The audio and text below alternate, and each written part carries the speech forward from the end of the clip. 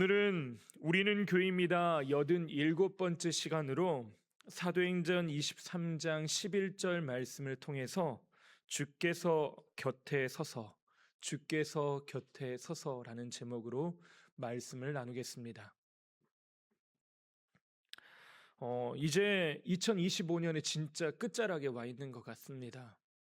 성탄절은 분주하면서 그렇게 또 보내기도 해서 저에게는 크게 연말이다라고 하는 인상만 있었지 크게 다르지 않다라는 생각을 했는데 오늘 주일 말씀을 준비하면서는 진짜 끝이구나. 이제 마지막 2025년에 정말 끝자리가 왔구나.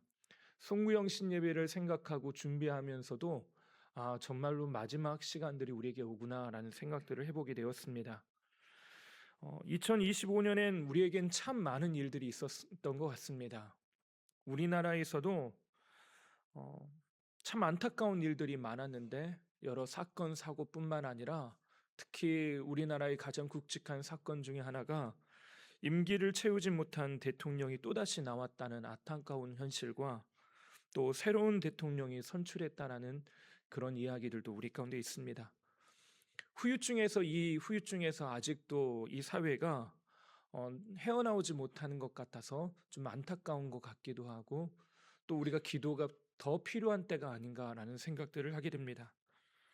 또 지난번 당회 때 우리 교회 2025년도에 행했던 일들 여러 가지를 헤아려 보니까 진행했던 일들만 기록한 것만 5페이지가 되더라고요. 참 많은 일들이 우리 가운데 있었구나. 돌이켜보면 순식간에 지나간 2025년인 것 같은데 정말 많은 일들을 우리가 겪었고 또 오늘도 겪어오고 있는 것 같습니다. 어떤 분에게는 예기치 않은 질병들, 또 재정적인 문제들, 관계의 어려움들, 삶의 큰 변화들, 또 자녀들의 변화, 또 직장의 변화들이 우리의 삶의 곳곳마다 지금 있는 것 같습니다. 오늘 말씀에 보면 바울도 늘 엄청난 변화 가운데 살아가는 사람입니다. 이제 사도행전 23장이 앞으로 나아갈 바울의 마지막 여정에 엄청난 전환점이 되는 사건들이 기록이 되어 있습니다. 우리가 지난 이 사도행전 말씀을 86번이나 함께 살펴봤는데 사도들의 이야기, 또 바울의 이야기, 그 수많은 이야기들을 살펴보면서 엄청난 우여곡절들이 있었던 것 같습니다. 특히 사도행전 21장부터 23장을 이어오면서 바울을 놓고 사람들이 긴장하기 시작합니다. 바울이 예루살렘에 간다는 이야기 때문에 긴장하고 예루살렘에 도착한 일 때문에 긴장하고 또 바울을 만난 것 때문에 긴장하게 됩니다.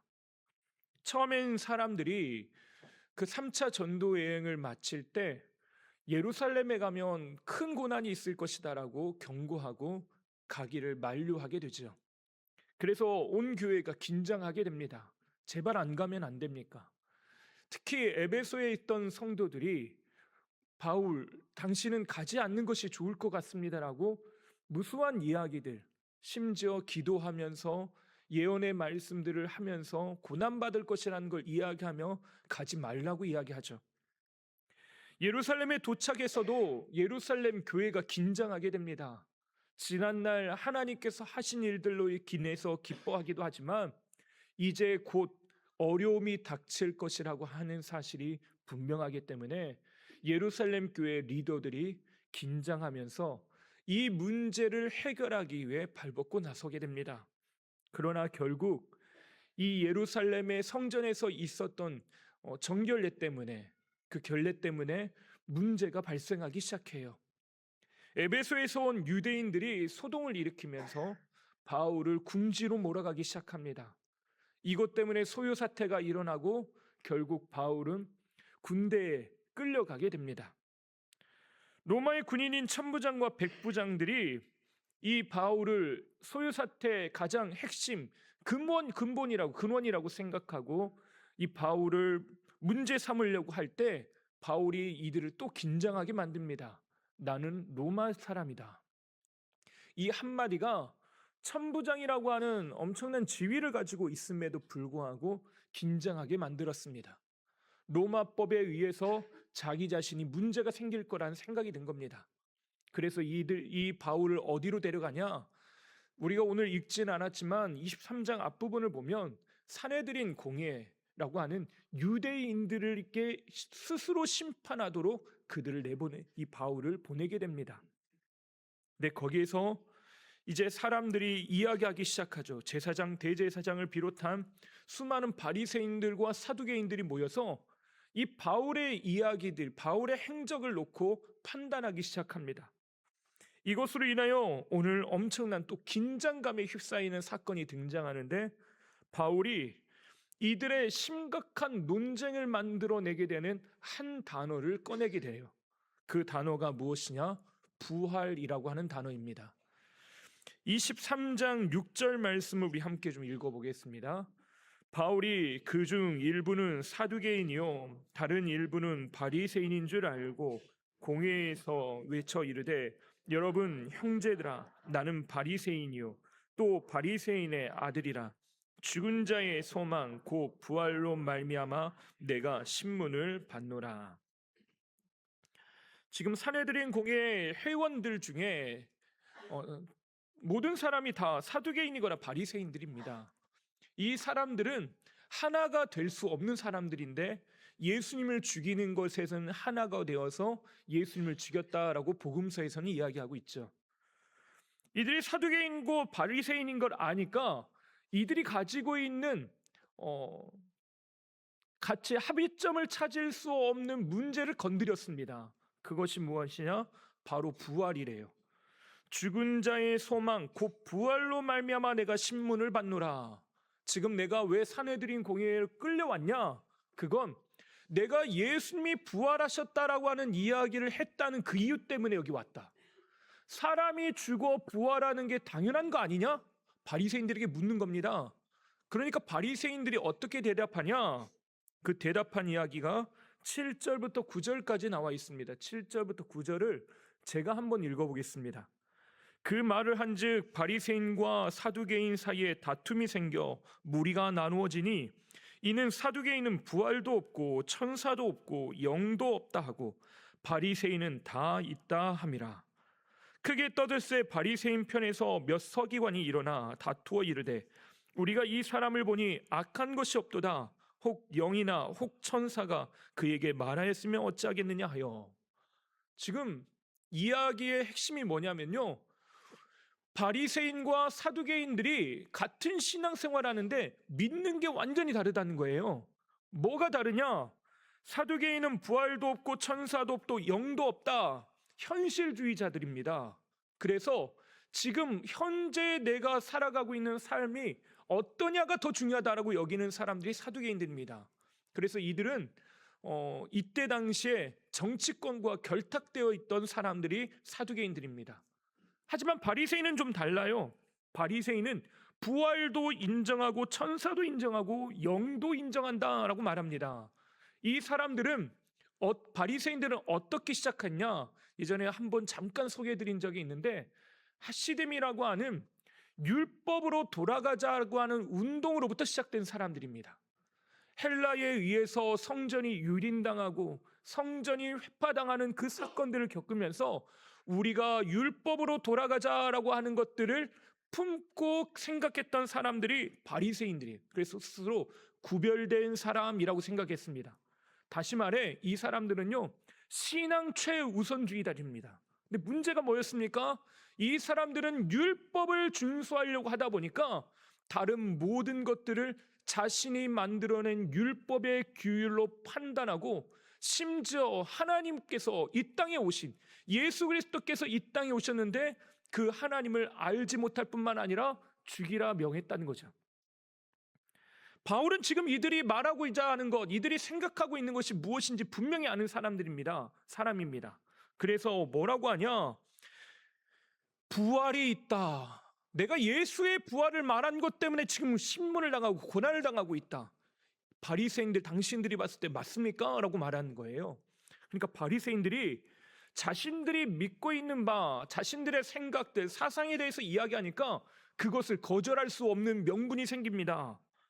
크게 떠들새 바리새인 편에서 몇 서기관이 일어나 다투어 이르되, 사람들이 내가 부활 내세를 믿는다라고 하는 것을 말할 수밖에 없는 입장이 된 겁니다. 그래서 자기 신앙을 표현하려고 해요. 다투어 일어나서 말하기 시작합니다. 나는 부활 믿어. 나는 부활 믿어. 바울이 혹시나, 정말로 모르지만, 그 퍼센테이지가 얼마 될지 모르겠지만 하나님께서 영이나 천사를 통하여 바울에게 말했을 수 있잖아.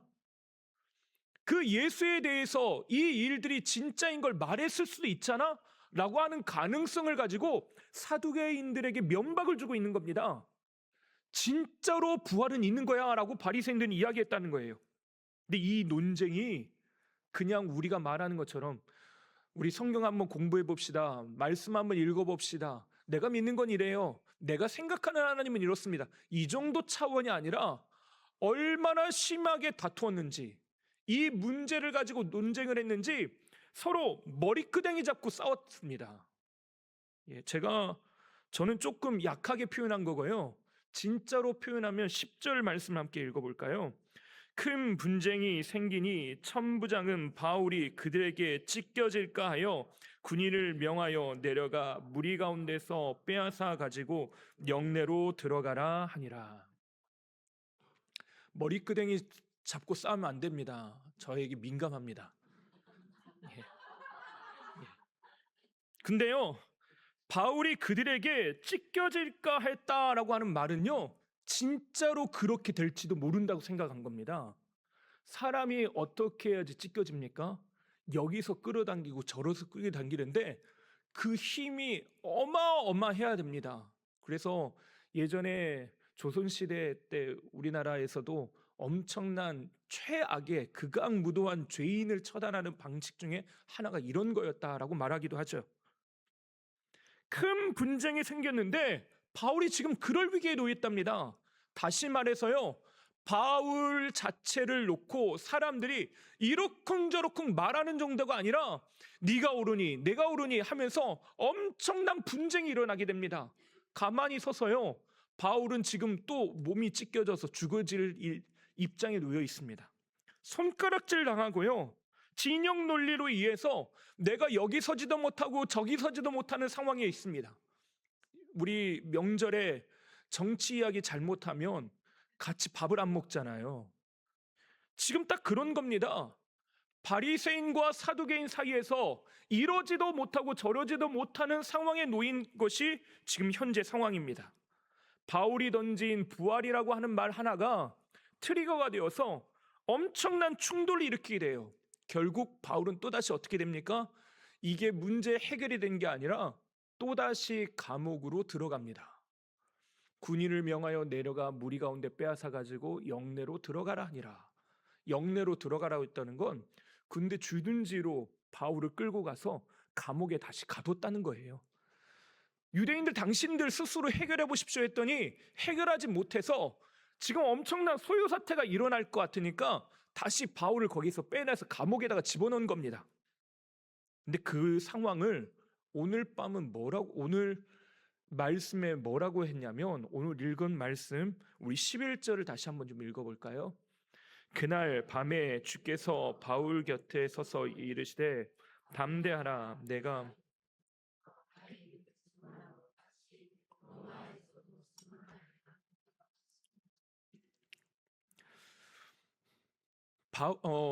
성경은요 그냥 허투루 쓰여져 있는 것이 없습니다. 그래서요 이야기 속에 하나하나가 항상 의미를 가지고 있습니다. 그걸 알레고리적으로 이렇게 저렇게 우리 마음대로 자의적으로 해석할 필요는 없지만 성경이 쓰고 있는 단어들 하나하나에는 분명한 성령의 감동으로 쓰여져 있는 분명한 의미와 메시지가 담겨 있어요. 근데 오늘 말씀에 보면 이 시제, 지금 시간적인 상황을 뭐라고 이야기하냐면 그날 밤에라고 말합니다. 그날도 아니고 이후에도 아니고 그리고 나서도 아니고 그날 밤에라고 분명한 시간, 시제를 이야기하고 있어요. 바울이 봉변을 나간 그 밤에 바울은 차디찬 감옥에 갇히게 됐는데 그 시간을 뭐라고 하냐? 밤이라고 이야기하더라는 거예요. 밤. 바울은 자신의 전 생애를 주님께 드렸습니다. 젊음도, 열정도, 세상에서 출세할 수 있는 모든 가능성마저 다 포기했습니다. 근데 그가 항상 겪고 있는 건 뭐예요? 밤이라는 겁니다. 억울하게 감옥에 갇혀요. 억울한 일들만 겪습니다. 그에게 찾아온 건 밤이었다는 것입니다. 근데 여기에 놀라운 반전이 하나 일어납니다. 되는 일도 없고 하는 일마다 족족 망하고 뜻하지 않은 어려움만 겹겹이 쌓이고 왜 나는 맨날 이렇게 살까? 빈털터리가 된 그 밤을 성경은 뭐라고 표현하고 있냐면 그날 밤에 주께서 바울 곁에 서서 이르시되, 바울 혼자 감옥에 갇혀 있었던 게 아니라 주님이 어떻게 하셨냐면요, 친히 자기 몸을 그 감옥으로 밀어 넣으셨다는 표현이에요. 이건 그냥 공간적으로 거기에 있었다는 정도가 아니라요, 지금 바울은 자기가 원하지 않지만 감옥으로 끌려왔잖아요. 주님도요, 자발적으로 감옥으로 들어가서 고난당하기로 결정하셨다는 의미가 여기에 내포되어 있는 말입니다. 자기를 거기로 밀어넣었어요. 주님이 그 차디찬 밤, 그 감옥 같은 그곳으로 주님이 스스로 자기 몸을 밀어넣으셔서 거기서 어떻게 하셨다고요? 바울 곁에 서서 말씀하기 시작했다는 겁니다. 제가 말하는데도 지금 소름 돋습니다. 혼자 있는 것 같은데, 나 혼자 찬밤을 견디고 있는 것 같은데 주님이요, 그냥 말만 하고 있는 게 아니고 그냥 옆에만 있는 게 아니라 자기를 그 자리, 그 공간으로 밀어 넣으셔서요, 그 옆에 서서 나에게 말씀하기 시작하셨다는 거예요. 똑같이 찬밤, 똑같이 냄새나는 감옥, 우울하고 미래가 없고 소망이 끊긴 그 감옥에 주님이 자기 자신을 밀어 넣으셨습니다. 그 절망적인 그 밤, 그 순간 주님이 찾아오시니까 어떻게 바뀌기 시작합니까?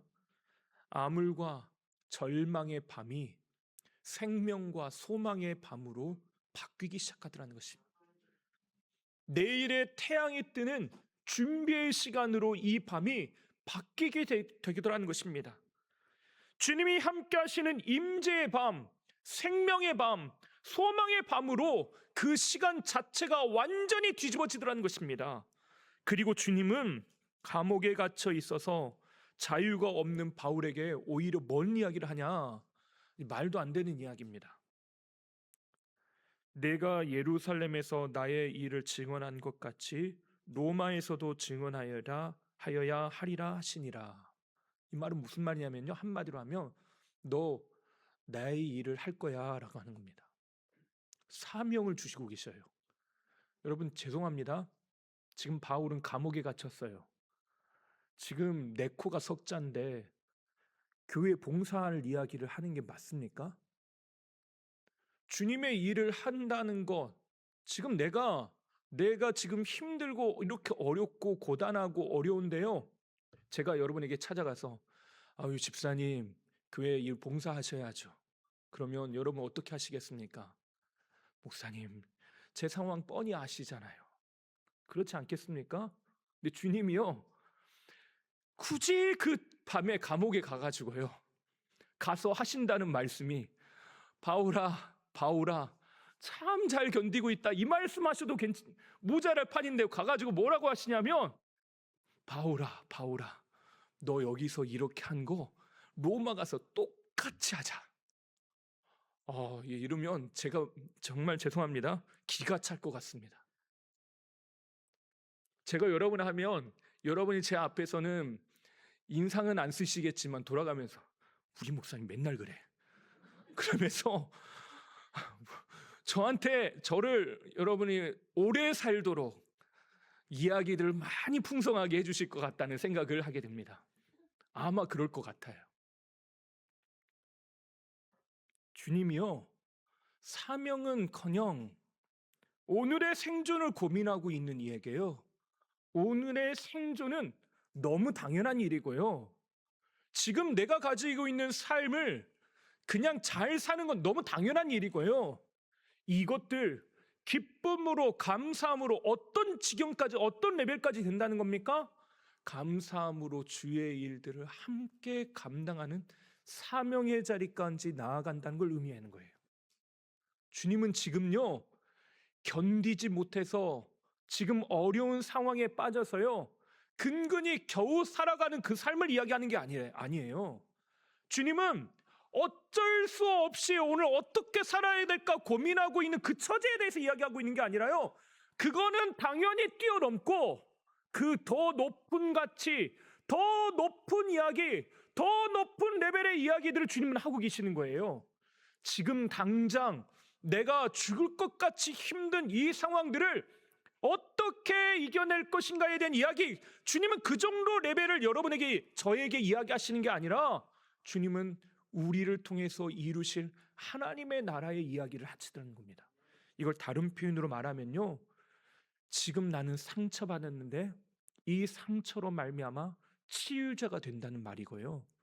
지금 내가 겪고 있는 어려움이 있는데 그곳에서 하나님의 비전을 발견하고 내가 그 비전에 붙들림 받은 삶을 살겠다는 걸 의미하는 거죠. 하나님은 지금 내가 겪고 있는 문제들, 어려움의 시간들을 주님은 다 모으고 수집하셔서요, 그것을 하나님의 선한 것들로 바꾸시는데 그냥 당장 내가 근근히 살아가는, 어쩔 수 없이 살아가는 상태로 만드는 것이 아니라 높이 날아올라 하나님과 주를 앙망하며 날아오르는 독수리 날개침과 같은 일들을 주님은 말씀하고 있더라는 것입니다. 주님 바라보시는 관점 자체가 달라요. 나는 내 문제만 여전히 붙잡고 보고 있습니다. 근데 주님은 그 문제 너머에서 일하실 그 하나님의 일에 대해서 우리 이야기하시는 거예요. 때로는 우리가요, 아이 키우는 것에 치여서 정신도 없고 돈 버는 것에 온 힘을 쏟다 보니까 예수 믿는 것도 힘들고 신앙생활 신경 쓸 여유도 없습니다. 삶이 얼마나 치열한지 먹고 사는 문제가 정말로 힘들고 어려워요. 정말 그렇습니다. 우리 성도님들 보면 정말로 최선을 다해서 살아가시는 것 같습니다. 온 힘을 기울여서 이 문제를 해결하는 것들 정말로 필요한 것 같고 저도 공감도 되고 함께 기도할 수밖에 없습니다. 근데 주님은 항상 우리에게 뭘 이야기하신다고요? 생존의 문제에 대해서 이야기하고 있는 것이 아니라 하나님의 꿈에 대해서 이야기하고 있다는 겁니다. 우리의 시야가 바뀌어야 돼요. 우리의 시선, 시각들이 바뀌어야 하는 것입니다.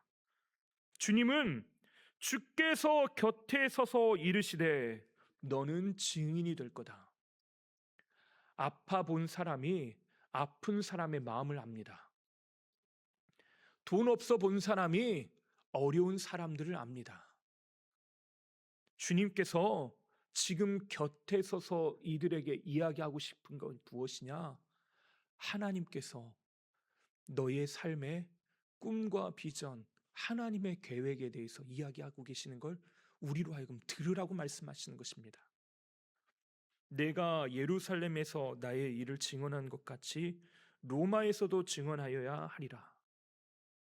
바울이 예루살렘에 기어코 가려고 했습니다. 근데 그에게 가지고 있던 소망이 무엇이었습니까? 로마에 있는 성도들에게 편지를, 고린도 교회에서 편지를 보내면서 그가 이야기한 걸, 나는 어떻게든지 여러분을 가서 만나고 싶습니다. 근데 할 수만 있다면 내가 서바나에까지 이르러 복음을 전하고 싶습니다. 서바나, 지금의 스페인 정도라고, 스페인, 포르투갈 정도라고 생각하시면 되는데 이때 당시의 땅끝입니다. 나는 땅끝까지 이르러 복음을 전하고 싶은 것이 내 소원입니다. 바울의 소원들을 하나님이 받으셨어요. 그랬더니 지금 그 소원들이 이루어질 수 있는 전혀 근거가 없습니다. 나 감옥에 있잖아요. 난 지금 어려워요.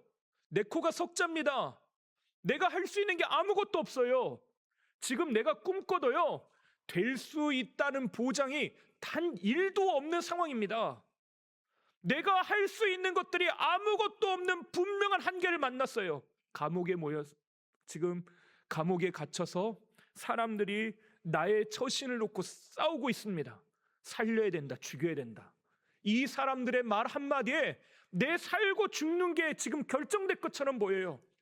내가 돈이 있으면 살 것 같고 없으면 죽을 것 같아요. 내가 이 문제를 해결되면 살 것도 같고 죽을 것도 같습니다. 그래서 나는 거기에만 집중해요. 근데 주님은 곁에 서서 우리에게 말씀하십니다. 나와 함께 하나님 나라의 꿈을 꾸자. 하나님의 꿈을 꾸자. 하나님께서 우리에게 지금 말씀하시는 것이 이것이라는 것입니다. 우리는 2025년 끝자락 마지막 시간들을 우리는 보내고 있습니다. 여러분은 어떻게 오늘의 삶을 살아가고 계십니까? 나를 붙잡고 나를 감옥에 몰아넣는 것처럼 나를 가두고 있고 나에게 자유를 빼앗고 있고 내가 주님을 바라보는 것들을 멈추고 내 눈을 가리우는 것들이 무엇이 있습니까? 무엇이 나를 그 자리에 서지 못하게 만들고 있습니까? 어떻게 살까? 어떻게 생존할까? 우리는 여전히 거기에 고민합니다. 지난 2025년의 수많은 이야기들을 살펴보면서 이런 일도 있었고 저런 일도 있었고 이렇게도 살았고 저렇게도 살았다. 근데 주님은 그 순간에 우리에게 뭐라고 말씀하시냐? 하나님의 꿈과 하나님의 비전을 보여주시더라는 것이죠. 미국의 유명한 저널 워싱턴 포스트지에서 징기스칸을 지난 1000년 동안 인류에게 가장 큰 영향을 준 인물로 선정한 적이 있습니다. 이 징기스칸이 있을 때 당시 몽골은요, 어린이와 노인까지 다 합쳐서 인구가 200만 명이 안 되는 나라였다고 합니다. 병력도 동원할 수 있는 병력, 전쟁을 하려면 싸워야 될 때 병력도 10만 명이 채 안 되는 숫자였다고 해요. 징기스칸이 정복했던 땅은 그러나 무려 777만 제곱킬로미터였답니다. 이게 감이 오시나요? 그림이 그려지시죠? 제가 이걸 저도 감이 없어서요. 얼마나 땅인가 봤더니 알렉산더 대왕이 더 이상 정복할 땅이 없어서 울었다고 말을 하는데 그 알렉산드로스 대왕이 정복했던 땅의 2배가 넘는 땅을 이 징기스칸이 정복했답니다.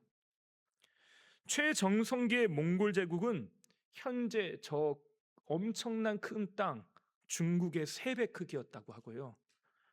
북미와 남미의 아메리카 대륙 전체를 합한 것보다 더 큰 것이 징기스칸이 차지한 땅이었답니다. 엄청난 거죠. 인구가 무려 100배나 많은 유라시아 대륙의 1, 2억 인구를 단 30년 만에 다 정복하고 무려 150년간이나 그 나라를 지배했습니다. 그런데 징기스칸으로 하여금 이러한 놀라운 일을 하게 한 것이 무엇이었냐? 그가 가장 아끼던 토뉴크크라고 하는 이의 가르침 때문이었다고 합니다. 토뉴크크는 7세기 몽골족의 명장이었는데 그의 가르침 중에 이런 말이 있었답니다. 성을 쌓는 자는 반드시 망할 것이며 끊임없이 이동하는 자만이 살아남을 것이다. 이 말은 성을 쌓지 말라는 것이 아니라 현실에 안주하는 순간 망한다라는 말이에요. 자기를 끊임없이 변화하고 갱신하려고 하지 않으면 결국엔 그 자리에 주저앉는다는 것입니다. 우리에게는 생존이 문제가 아니라 꿈이 없음이 문제라는 것입니다. 아무리 크고 위대한 일을 이룰지라도 그것이 전부라고 생각하는 순간 결국 과거의 영광으로 추억될 뿐 그것은 더 이상 내 것이 아닌 것이 된다는 것이 이 징기스칸의 가르침이었다고 합니다. 징기스칸의 철학과 리더십이 오늘까지 적용되는 이유는 인생이란 끊임없이 변화 속에서 적응할 뿐만 아니라 그 안에서 새롭게 새로운 미래, 새로운 꿈을 꾸는 것들이 우리에게 필요하기 때문에 그렇습니다. 우리는 현실의 문제 앞에서요, 지금의 문제에만 집중하게 됩니다. 이것이 어쩔 수 없는 우리의 현실이고 우리의 처지예요. 근데 주님은 눈을 들어 하늘을 바라보라고 요청하십니다. 땅을 바라보는 존재가 아니라 하늘을 바라보는 존재가 되래요. 하나님께서 우리에게 왜 말씀을 주야로 묵상하고 상기하라고 말씀하십니까? 하나님의 일들이 내 안에 어떻게 이루어질지 꿈꾸고 소망하지 않으면 우리는 결국 넘어지더라는 것입니다. 요즘 새벽마다 여호수아 말씀을 살펴보고 이제 곧 있으면 여호수아 말씀도 마치게 되는데, 이 여호수아 말씀 토요일 날 어제 말씀에 여호수아가 땅 분배를 마치고 이제 그 땅에 평화가 찾아오기 시작합니다. 근데 그때 굳이 여호수아가 말 한마디를 꺼내요. 여기까지 우리가 이 땅을 차지하게 된 이유가 여호와께서 우리를 위해 싸우셨기 때문이다. 근데 이 말이 왜 중요하냐면요, 오늘 내가 지금 살아가고 있는 이 현실 가운데 하나님의 은혜를 발견하는 시야, 하나님께서 우리에게 원하시는 것을 찾고자 하는 그 마음들을 잃어버리는 순간 우리는 어떻게 되냐? 넘어지더라는 것입니다. 실제로 그렇게 됐습니다. 여호수아 이후에 한 세대가 지나가기 이전에 어떤 세대가 됐냐? 여호수아가 죽고 그들이 다른 세대가 되어버렸다라고 말하고, 그 세대들의 특징이 무엇이냐? 각기 자기 옳은 소견대로 행하더라였습니다. 근데 여호수아는 뭐라고 고백했다고요? 여호와께서 우리를 위해 싸우시더라. 우리의 삶의 현장이 하나님에 의해서 살아가고 있고 하나님의 인도하심을 받고 살아가고 있다는 걸 분명히 알고 있는데, 근데 한 세대고 지나가기도 전에 어떻게 됐다고요? 그걸 까마득히 다 잃어버리고 내가 원하는 대로, 내가 바라보는 대로, 내가 생각하는 대로, 내가 판단하는 대로, 내가 느끼는 대로, 내가 중요한 것들을 품고 생각한 대로 그대로 살더라는 것입니다. 그 이야기가 사사기의 가장 큰 아픔이에요. 주님은 이 2025년에 끝자락에 와 있는 우리에게 우리의 시선을 돌려 주님을 바라보기를 원하십니다. 주께서 바울 곁에 서서 나 혼자만 있는 줄 알았는데 주님이 함께 계셨습니다. 근데 이제 여기서만 끝낸 것이 아니라 주님은 이 현실 가운데 지금 감옥에 주님과 함께 있으니까 이 자리에 함께 있자 말하는 것이 아니라 주님은 더 큰 미래와 더 큰 소망을 품고 하나님의 지경을 향해 우리로 하여금 나아가게 하십니다. 이 은혜가 저와 여러분에게 함께하게 될 줄 믿습니다. 주님은 2025년을 그렇게 주와 곁에 서서 함께 마무리할 뿐만 아니라 주께서 우리에게 이르시는 그 말씀을 듣고 주의 꿈과 비전을 품고 2026년을 열어가기를 원하고 계십니다. 주와 함께 그 사명의 자리에 나아가게 되길 바랍니다. 하나님의 은혜의 자리에 나아가게 되길 원합니다. 하나님께서 여러분의 곁에 서 계십니다. 하나님이 오늘 임마누엘로 우리와 함께 하십니다. 이 은혜를 붙드시는 저와 여러분 되시기를 주님의 이름으로 축원합니다. 기도하겠습니다. 선하신 하나님, 주의 은혜를 구합니다. 주님, 오늘 우리에게 일하시고 역사하시옵소서. 우리 안에 동행하시옵소서. 우리를 이끌어 주시옵소서. 하나님의 선하신 은혜와 은총을 우리로 하여금 경험케 하여 주시옵소서. 하나님께서 오늘도 변함없이 우리의 삶을 인도하여 주셔서 가장 선한 것, 좋은 것들로 채워주시며 이제 앞으로 살아가게 될 2026년에도 하나님의 손안에 붙들림 받아 주께서 만지시고 빚어내시며 일을 이루시는 하나님의 은총 안에 살게 하여 주시옵소서. 하나님께서 오늘도 변함없이 우리의 길을 지도하시고 인도하여 주실 것을 믿사오며 우리의 모든 것 되시는 예수님의 이름으로 기도하옵나이다. 아멘.